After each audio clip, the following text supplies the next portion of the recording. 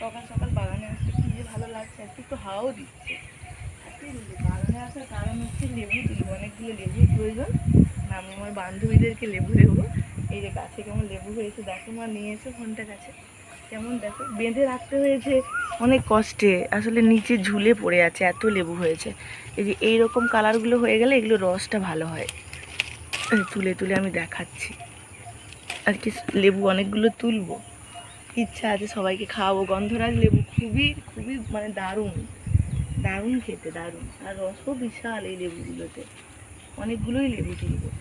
সব থেকে ভালো হয় এই লাল লাল কালার যখন হয়ে আসে, এগুলোতে প্রচুর রস থাকে।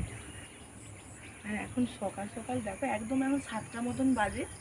সকালবেলার পরিবেশটা এত সুন্দর লাগছে। একটু পরে জানি খুব গরম হবে, কিন্তু এখন তো ভালো লাগছে, তাই ভাবলাম